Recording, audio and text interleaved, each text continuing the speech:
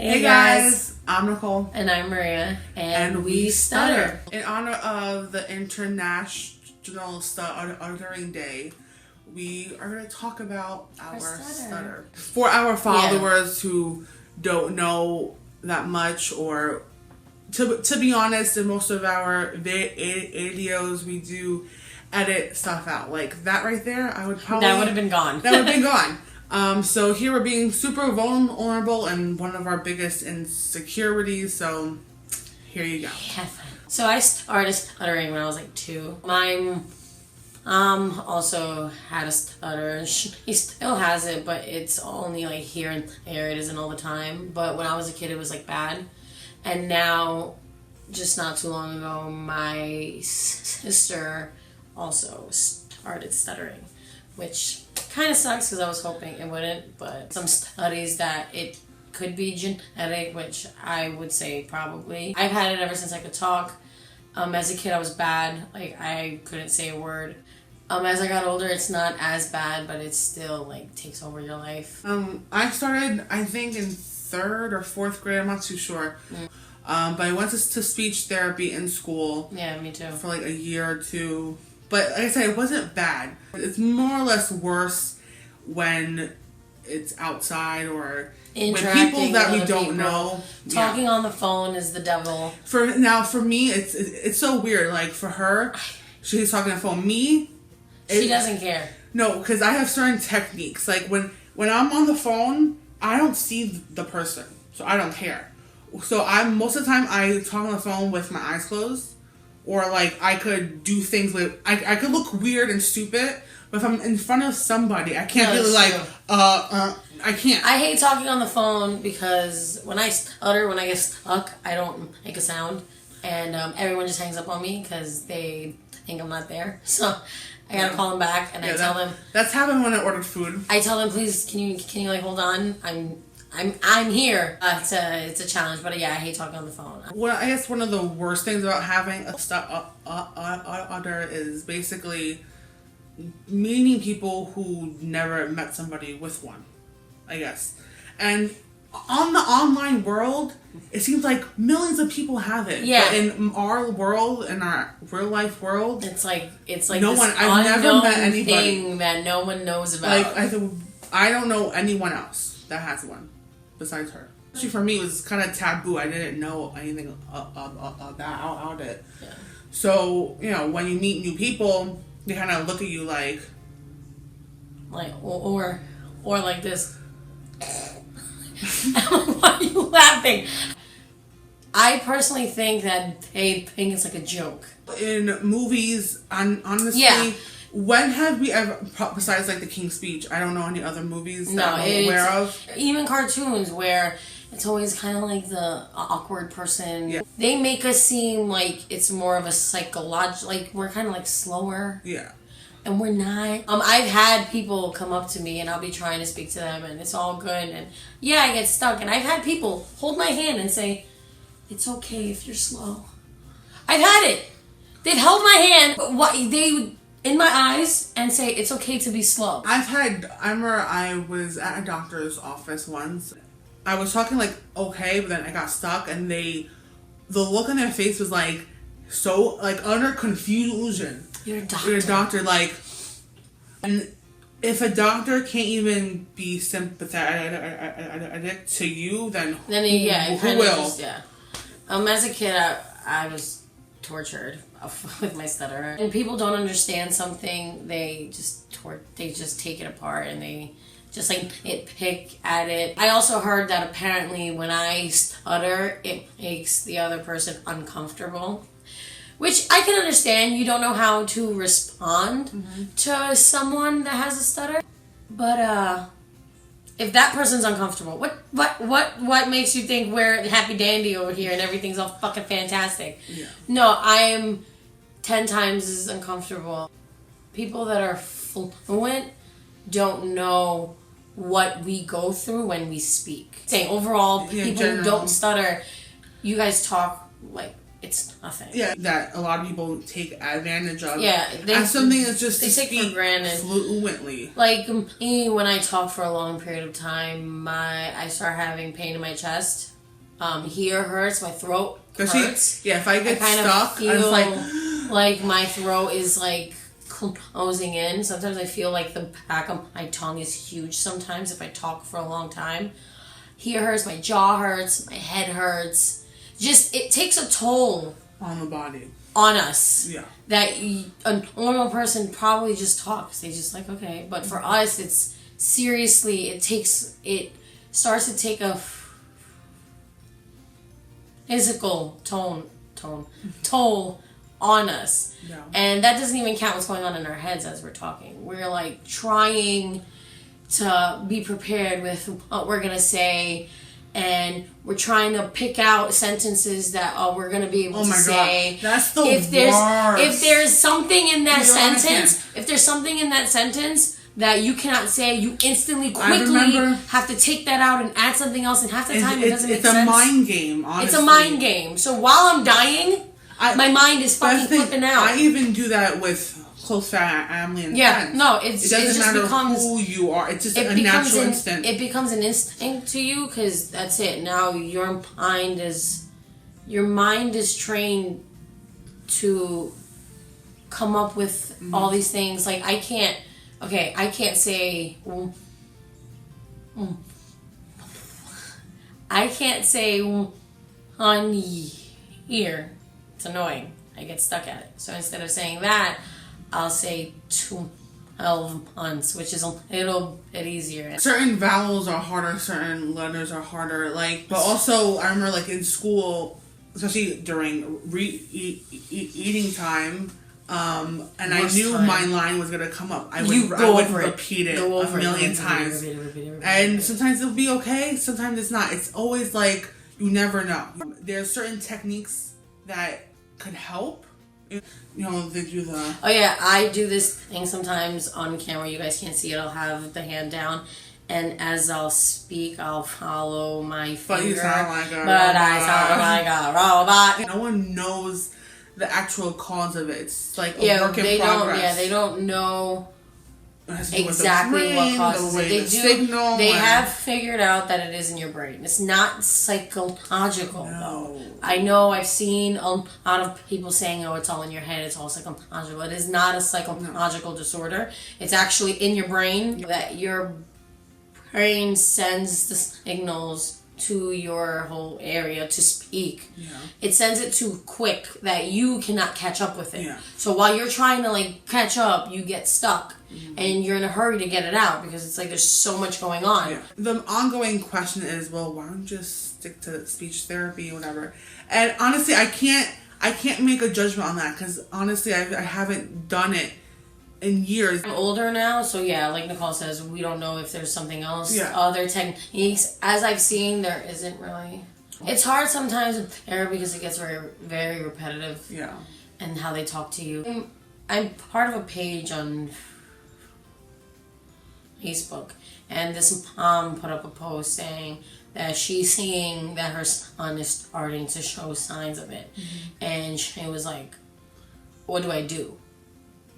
And everyone's telling her, do therapy, this is this. And I'm just okay, first off, I'm the number one thing you need to do is don't talk to your son as if he has a problem. Mm-hmm. Yeah, it's a problem. It's something me and Nicole will never accept. I mean, I know I will never. Yeah. I know there are people out there that are comfortable with it. I am open. I tell people. Yeah. But do I hate it? Yes, I do. Every day. Well, I wish I woke up one day spoke fluently. Yes. Because honestly, I will sell my soul. You don't understand. With most jobs, office jobs, how could we get an office job? I can't talk on the phone. To go into an interview and they're not gonna want us. The one thing that I hate about stuttering is that I need to really think about, if I'm gonna go for this job, because as of now I'm in college, but I can't decide on what I'm gonna do with my life because I don't know how my stuttering will get in the way. And I know there are a lot of people out there that have stuttering and they go to their dreams, and that's fantastic. I'm not part of those people. I cannot be put in a situation where I'm going to have panic attacks all the time. Yeah, because also this involves in other things like anxiety and panic disorder. That's what me and Nicole also have. And I honestly blame my stuttering for almost all of my problems. Yeah. Because I always tell myself if I didn't have it, I would be normal. Even though we don't know what normal is, I know stuttering is on my mind every day. I can't escape it. It's easy to sit at home and hide, but I can't do that every day. I hate it, but as much as I hate it, it's mine, and whenever somebody makes fun of it, I always defend it. Like, I'm going to defend myself, but I'm also defending my stutter, because that is part of me. I'm trying to come to terms at least that I am my stutter. That is not the only thing I have. That's not my identity, but it is a part of me. I don't know if I'll ever be like happy with my stutter. So just advice for if you're somebody who meets someone like us, just don't. There's just certain things to not do. Don't go like this. Don't make a face. Don't make a face. As I was saying, like, to the mom, I just told her, I'm like, you need to talk to your son like he's a normal boy. Because he is a normal boy. It's not contagious, so you're not going to catch it. No. But I think that's because no one talks about it. Yeah, no one talks about it. No one knows about it. So I just told her, I'm like, you need to just talk to your son like he's a normal, like he talks normal. Because if the other person put emphasis, like, because as a kid, everyone put emphasis that I can't speak. So because of that, stuttering took over my whole life. And the teachers don't help you. Teachers did not help. They think we're crazy. Even speech therapy made me feel like I'm an alien. Yeah. We're all normal. We just have a slight... Something's a little wrong. Yeah. I mean, screws loose a little. Screws loose. But it is what it is. That's the way we... And also, I hate when people, like, they don't consider stuttering a disability. Yeah. To all those people. It is a disability. Disability is something that basically affects either work, school. It affects your quality of life. Yeah. And this has drastically affected my life, from anxiety to depression to I've been doing bad in school. I'm still in college, because it's in the way. I can't get a job. It's in the way. Sometimes I hate hanging out with people, even though I know they're good people and they don't care how I talk. In the back of my mind, it's always, if I don't know what's going on in their mind. Like, are they actually okay with how I talk? Or, we don't stutter because you're scared or nervous or stressed. It gets worse. It gets worse, but that's not why. I've had people I hate when people are like, oh my God, I stutter too. Especially when you... Especially sometimes you're like talking to a guy and he gets all happy. It's like, oh, she's nervous to talk to me. No. Relax. That's another thing, like just having to date or whatever, like... Oh my God, it's possible. To like say your name or to say how old you are. I can't say my name. Today I did, I don't know how, but on a normal occasion, I can't say my name. And everyone actually asked me, you forgot your name? Yeah, because I'm 26 years old and I forgot my name. People are very ignorant about a lot of things, and I feel like when it comes to speech, it's not looked at as a problem at all, and it should, because like they say, millions of people have it. Millions of people. This should not be looked upon because there's no scientific facts about why we have it, or just calm down. Just slow down. Slow down and breathe. No. Breathe. Fuck off. I'm going to breathe. I could breathe. Clearly, I'm alive. I could breathe. It's working, okay? Or I hate when people just get annoyed. It's like, all right, just hurry up and say it. And I'm just like, okay, well then fuck off. I'm not saying it now. So basically just like, it's like whatever. And it's not whatever. It's our life. It sucks most of the time. Some days I don't notice it. Almost every day you do. Always cry about it. I cry about it all the time. I hate it. You're always taught, or at least I was taught, that it's a phase. It'll go away. Oh, yeah. Especially as a kid. So I was a very hopeful child. I'm in my 20s. I'm going to speak perfectly. But then as you get older and you see it's not going away, that's when it takes a toll on you more psychologically, because it's like, well, shit. Yeah. I was waiting. My only thing is, it's just, we are just normal people. We have a hard time speaking sometimes. Yeah. Being on YouTube is a struggle sometimes. Like, honestly, it was because of our stuttering. We didn't ever even, like, did anything like this, but then we just talked about it, and it's like, you know what, how about we just take that chance? And I know some people, whether you have a stutter or not, may think, well, don't edit those parts out, and maybe one day we'll get there. Yeah. Right now, I'm not in that place. Well, whenever we go to edit back, and as we hear it, it's like yeah, it's an insecurity that is gonna heal over time. But look, it's just something that we do, especially when it comes to our book reviews. We want people to hear us fluently as best as we can, and if that means we have to edit out parts, then that's what we do. If it makes us feel comfortable, if it offends people, that we do that, if you do have a speech problem, but it's just something that we're comfortable with right now, and that's something that people have to just respect from us. We're not all going to be comfortable in our own skin. I am though, very, because it is hard to edit out everything.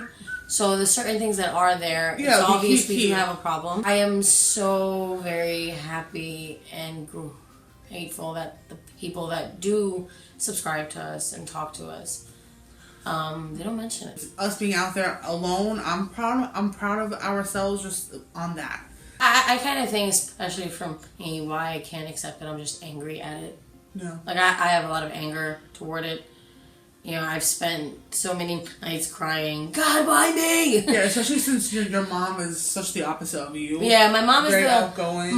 My mom is a people person. She talks to everybody. She was always like that, even as a teenager. And I was the complete opposite. I put my head down and I was like, okay, no, I'm not going to speak. I'm a lot more sensitive.